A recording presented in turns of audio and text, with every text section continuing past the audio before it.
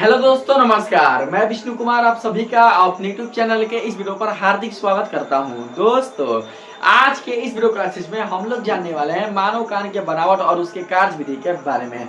दोस्तों, इस वीडियो के माध्यम से हम लोग ये सीखेंगे कि मानव कान की जो बनावट है वो दोस्तों किस तरीके की होती है और इसके जो कार्य विधि है उनका दोस्तों निरूपण कैसे किया जाता है, यानी ये किस तरीके से कार्य करता है, उसी को हम लोग इस वीडियो के माध्यम से जानने का प्रयास करेंगे।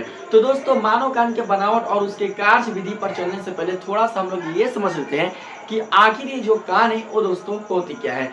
दोस्तों, अगर हम बात करें कान का, तो दोस्तों ये जो कान होता है वो केवल मानव के लिए महत्वपूर्ण नहीं बल्कि इस संसार के समस्त कुल जितने सारे जीव जंतु हैं उन सभी के लिए दोस्तों यह महत्वपूर्ण होती है, क्योंकि हमारे शरीर के जो जितने सारे ज्ञानेंद्रियां होती हैं उन सभी ज्ञानेंद्रियों में दोस्तों जो कान है उसका भी दोस्तों एक बहुत ही महत्वपूर्ण स्थान होता है। अगर किसी जीव या प्राणी के पास अगर कान ना हो तो दोस्तों कान की अनुपस्थिति में इस संसार के किसी भी ध्वनि को सुन नहीं सकता। उसके पास श्रुति की जो क्षमता होगी वो दोस्तों नष्ट हो जाएगी, खत्म हो जाएगी। वो दोस्तों संसार को सुना सुना महसूस करेगा, यानी उसके आसपास की जो ध्वनियां होंगी वो दोस्तों उसे बिल्कुल भी सुनाई नहीं देंगी। उस स्थिति में उस मनुष्य को या उस जीव को या कोई दोस्तों किसी प्राणी को आप सोच सकते हैं कि जीने में कितनी कठिनाई होगी। तो अगर दोस्तों कोई इंसान बहरा होता है जिसके पास बिल्कुल भी सुनने की क्षमता नहीं होती, तो वो दोस्तों जो इंसान होता है वो बिल्कुल भी दोस्तों अपने आप को अकेला महसूस करता है। उसका जो जीवन होता है दोस्तों वो बहुत ही कष्ट और बहुत ही दोस्तों संकट के साथ व्यतीत होता है। तो अगर भगवान ने आपको कान दिया है, भगवान ने आपको सुनने की क्षमता दी है, तो आप दोस्तों इसी कान के लिए, इसी आंख के लिए, इसी मुख के लिए, अपने इसी शारीरिक अंग के लिए आप ईश्वर को दोस्तों हमेशा कोटि कोटि नमन कीजिए, कोटि कोटि उनको धन्यवाद दीजिए कि ईश्वर ने आपको इस संसार में पूरी अच्छी तरीके से समृद्ध पूर्वक आपके शरीर के साथ इस संसार में जन्म दिया है। इस संसार में आपको लाया है, जिसके कारण दोस्तों आप इन अंगों से कोई भी काम कर सकते हैं और आप किसी के भी सहारे बिल्कुल भी नहीं रह सकते हैं। तो हमें देखिए किसी चीज के लिए ईश्वर से बिल्कुल भी दोस्तों शिकायत नहीं करनी चाहिए। ईश्वर ने देखिए अगर आपको चलने के लिए पैर, खाने के लिए हाथ, देखने के लिए आंख, सुनने के लिए कान, बोलने के लिए मुख अगर दोस्तों दिया है तो दोस्तों उसी के लिए आप ईश्वर को धन्यवाद दीजिए। ईश्वर ने आपको माता पिता दिया है तो उसी के लिए ही आप भगवान को धन्यवाद दीजिए। ईश्वर ने दोस्तों आपको रहने के लिए घर दिया है, आश्रय प्रदान किया है, खाने के लिए 2 रोटी दिया है, तो उसी के लिए ही आप भगवान को धन्यवाद दीजिए। इसके लिए बिल्कुल दोस्तों भगवान को बिल्कुल भी दोस्तों दोष मत दीजिए कि भगवान हमको ये नहीं दिया, वो नहीं दिया, बच्चा नहीं दिया, मकान नहीं दिया। दोस्तों ऐसा बिल्कुल भी कुछ भी आप भगवान को दोष पूर्वक उनको नहीं ठहराइए। यदि ईश्वर ने आपको इस संसार में स्वस्थ पूर्वक बिल्कुल अच्छी तरीके से बिल्कुल खूबसूरत अंग के साथ इस संसार में जन्म दिया है तो दोस्तों यही आपके लिए बहुत है। आप अपने इस शारीरिक अंग यानी अपने इसी शरीर के साथ आप जो चाहे वो दोस्तों कर सकते हैं।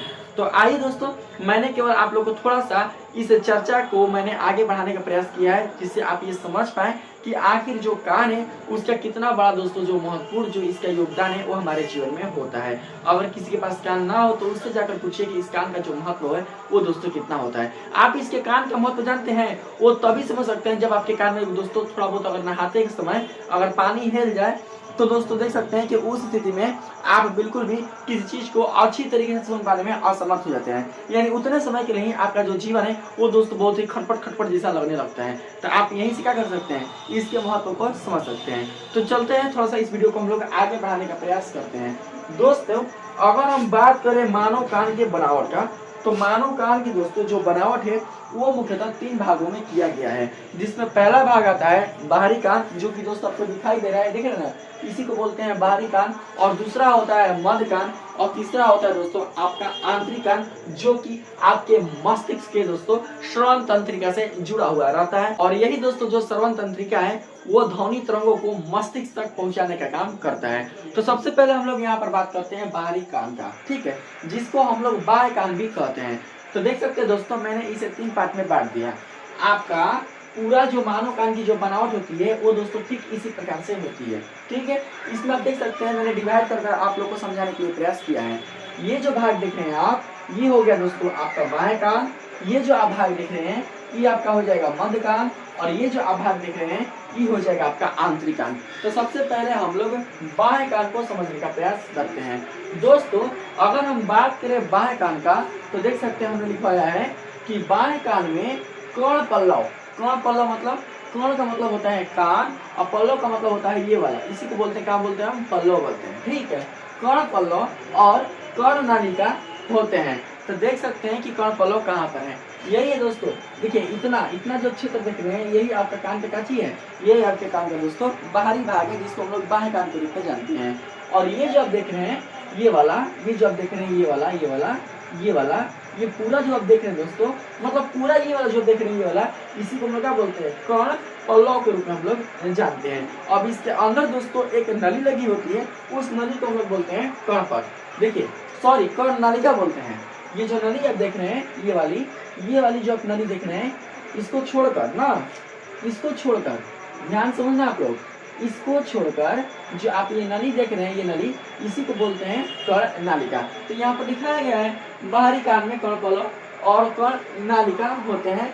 इनका खुला भाग बाहर से ही दिखाई पड़ता है, जैसा कि आपको ये दिखाई दे रहा है। आप देख सकते हैं, दूसरे कान को देख सकते हैं, ऐनक में खुद को देख सकते हैं, आपका जो कान होगा वो दिखाई देगा। बाह्य कान ही परिवेश से ध्वनि तरंगे एकत्रित कर मध्य कान में इन्हें भेजने का कार्य करता है।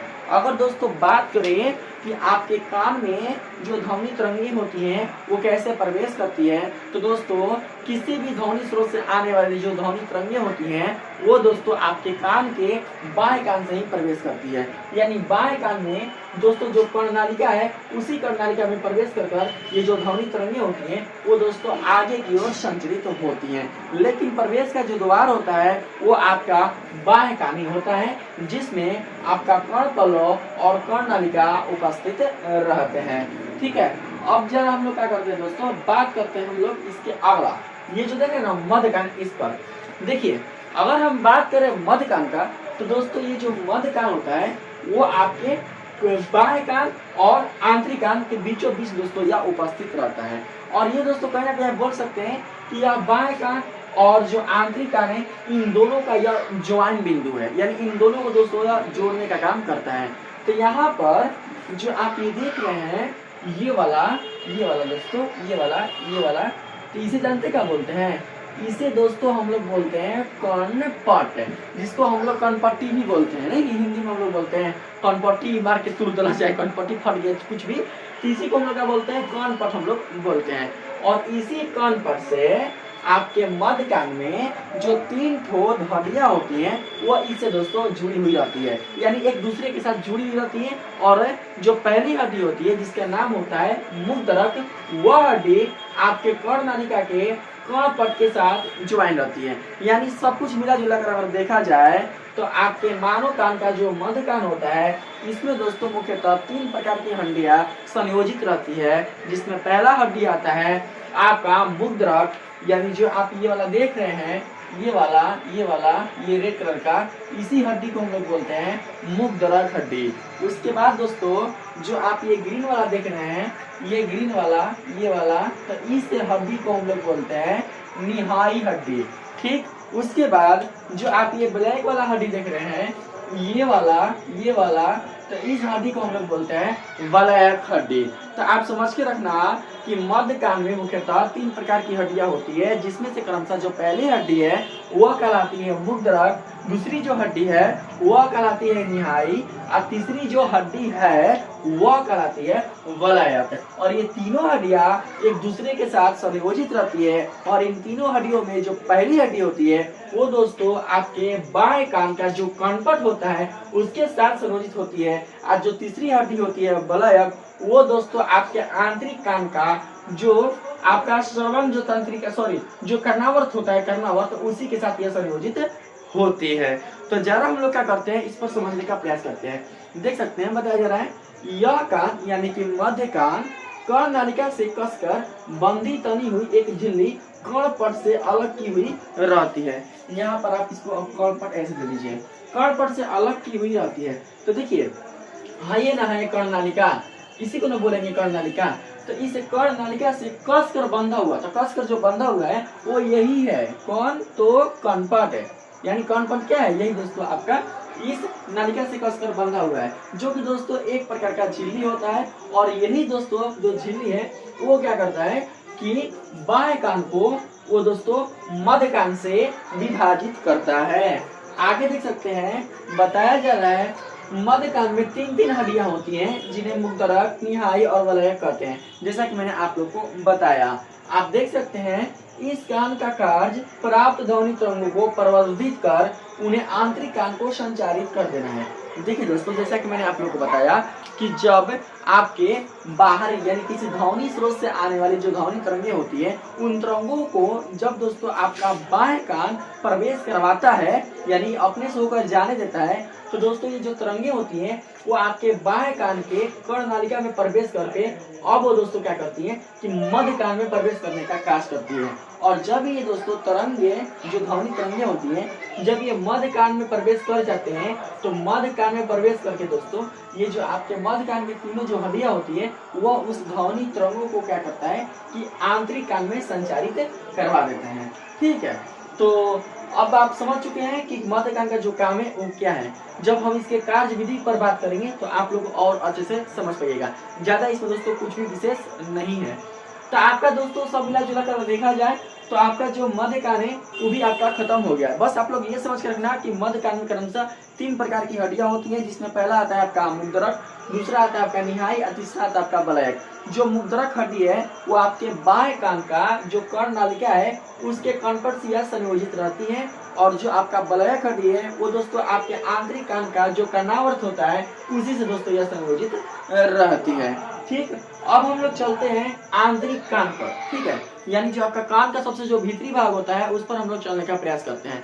तो देख सकते हैं बताया जा रहा है आंतरिक कान में द्रव से भरी एक कुंडलित नली होती है, मतलब कुंडल के जैसी नली होती है। तो कुंडल कैसा होता है तो दोस्तों इस तरीके का होता है। ये जो आप पे ब्लू कलर का दोस्तों जो देख रहे हैं ये वाला ब्लू कलर का, यही क्या है, यही दोस्तों द्रव से भरी एक एक कुंडली दोस्तों आपका यह एक प्रकार का नली है। और इसी नली को हम लोग बोलते हैं क्या, तो कर्णावर्त। क्या बोलते हैं, कर्णावर्त बोलते हैं। यहाँ पर अगर हम बात करें इसके आकार का तो दोस्तों इसकी जो आकार होती है देख सकते हैं घोंगा जैसा होता है। घोंगा आप लोगों ने देखा होगा, नदी तट के किनारे दोस्तों आपको घोंगा देखने को मिला होगा। तो घोंगा का जो आकार होता है वो दोस्तों सेम टू सेम ऐसा ही होता है ना। तो अंदर जो आपका कान होगा जिसको हम लोग आंतरिक कान के रूप में जानते हैं, तो आंतरिक कान में जो आपका कर्णावर्त है वो दोस्तों आपको दिखने में कैसा लगेगा, तो घोंगा के जैसा लगेगा, क्योंकि उसकी जो आकृति है वो आपको दोस्तों घोंगे के जैसे ही प्रतीत होगी। आगे बताया जा रहा है कर्णावर्त में एक विशेष प्रकार की कोशिका रहती है जो श्रवण तंत्रिका से जुड़ी रहती है। तो देखिए तो दोस्तों यहाँ पर जो श्रवण तंत्रिका है वो कौन है, तो वो दोस्तों ये वाला है, ये वाला, इसी को हम क्या बोलेंगे, श्रवण तंत्रिका बोलेंगे। और जो कर्णावर्त में एक विशेष प्रकार की जो कोशिका है वो दोस्तों कौन है, तो दोस्तों यही है, सही वाला जो गोल घुमा हुआ है ना, ये वाला ये वाला ये वाला, इसी को क्या बोलेंगे हम लोग, कोशिका बोलेंगे। और यही जो कोशिका है वो श्रवण तंत्रिका से जुड़ी हुई रहती है। और जो श्रवण तंत्रिका है वो आपके मस्तिष्क से जुड़ी हुई रहती है। अब ये जो आप ये श्रवण तंत्रिका देख रहे हैं ना, अब यही आपके माइंड से जुड़ा हुआ रहता है। यानी कि जब आपके मध्य कान में जो ध्वनि तरंगे हैं वो मध्य कान से होकर आंतरिक कान में प्रवेश करेंगे, और आंतरिक कान के कर्णावर्त में जब ये ध्वनि प्रवेश करेंगे और जब ये ध्वनि तरंग दोस्तों श्रवण तंत्रिका के पास पहुंचेंगे तो श्रवण तंत्रिका क्या करेगा कि इस ध्वनि का जो संकेत की जो संवेदना है वो दोस्तों मस्तिष्क को देगा। और जब ये मस्तिष्क को देगा तो मस्तिष्क क्या करेगा कि इन तरंगों को ध्वनि के रूप में इसकी व्याख्या करेगा, जिसके कारण आप दोस्तों उस ध्वनि को सुन सकते हैं या समझ सकते हैं, मतलब उस ध्वनि का दोस्तों आपको एहसास होता है। इस तरीके से क्या होती है, इसकी कार्य विधि होती है।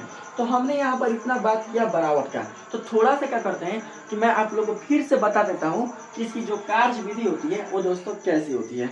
मान के चलते हैं दोस्तों कि हम जो माध्यम ले रहे हैं वो ले रहे हैं हवा, क्योंकि देखिए हम जो कुछ भी सुन पाते हैं दोस्तों वो दोस्तों हम पानी में तो सुनते नहीं है। ऐसा नहीं है कि पानी में सुनाई नहीं देता है, पानी में सुनाई देता है, लेकिन दोस्तों अगर हम नॉर्मली बात करें तो नॉर्मली दोस्तों जो हमारा कान है वो हवा की उपस्थिति में ही ध्वनि तरंगों को सुनता है। यानी कि हम लोग दोस्तों जिस माध्यम में रहते हैं वो माध्यम दोस्तों कहीं ना कहीं ध्वनि तरंगों के लिए वो होता है हवा।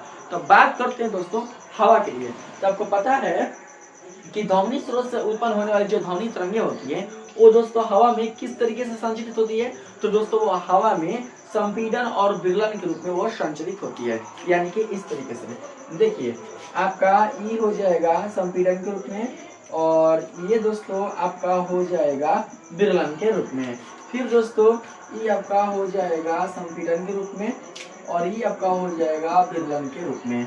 और फिर दोस्तों आपका ई हो जाएगा संपीड़न के रूप में, और फिर दोस्तों ये आपका हो जाएगा प्रलंब के रूप में। और इसी तरीके से दोस्तों ये जो ध्वनि तरंगे हैं वो आगे की ओर हवा वाले माध्यम में संचरित होती है। और जब दोस्तों इसके निकट आप उपस्थित रहते हैं तो ये जो तरंगे होती हैं वो दोस्तों सर्वप्रथम क्या करता है कि आपके बाह्य कान में प्रवेश करता है। कार्य विधि बता रहा हूँ, आप लोग ध्यान से समझना। आपका जो बाह्य कान है उस पर दोस्तों यह प्रवेश करता है, क्योंकि आपके बाह्य कान का जो द्वार है तो खुला है, देख सकते हैं खुला है ना, खुला, तो इसी में दोस्तों ये प्रवेश करता है। और जब ये प्रवेश करता है तो प्रवेश करने के फलस्वरूप ये दोस्तों बाह्य कान से होकर यह कर्ण नालिका में जाता है, जो कि आप यहाँ पर देख रहे हैं कर्ण नालिका। और जब ये कर्ण नालिका में जाता है तो कर्ण नालिका में जाने के फलस्वरूप यहाँ पर जो आपको कर्णपट दिखाई दे रहा है, ये कर्णपट, इस कर्णपट पर दोस्तों यह धक्का देता है, क्योंकि इन तरंगों के पास जो आप ये तरंगे देख रहे हैं तो इन तरंगों के पास क्या है, कंपन है, कंपन कर रहे हैं ना ये तरंगे। तो जब ये तरंगे कंपन कर रहे हैं और ये कर्णनालिका के माध्यम से जब ये दोस्तों कान के अंदर जा रहे हैं तो कहीं ना कहीं इस कर्णनालिका में जो कर्णपट होगा उसे दोस्तों यह धक्का देंगे, क्योंकि इसके पास क्या होती है, ऊर्जा होती है। और जब दोस्तों यह कर्णपट को धक्का देती है तो जो ये कर्णपट होता है उसमें दोस्तों क्या होती है, उसमें भी कंपन होना शुरू हो जाती है। और जब कर्णपट कंपन करना शुरू कर देता है तो दोस्तों आप समझ सकते हैं फिगर से कि इस कर्णपट के साथ ही आपके मध्य कान की जो तीनों हड्डियां हैं, मुद्रक, निहाई और वलयक, वो दोस्तों संयोजित हैं, यानी एक दूसरे के साथ जुड़ी हुई है। तो जब आपका कर्णपट कंपन कर रहा है तो इसके कंपन करने से आपके मध्य कान की जो पहली हड्डी है मुद्रक, वो भी कंपन करेगी। और जब आपका मुद्रक कंपन करेगी तो इससे संयोजित जो आपके मध्य कान की दूसरी हड्डी है निहाई, वो भी कंपन करेगी। और जब दोस्तों आपकी निहाई वाली हड्डी कंपन करेगी तो इससे जुड़ी हुई जो आपके मध्य कान की तीसरी हड्डी है वलयक, अब दोस्तों ये भी कंपन करना शुरू कर देगी।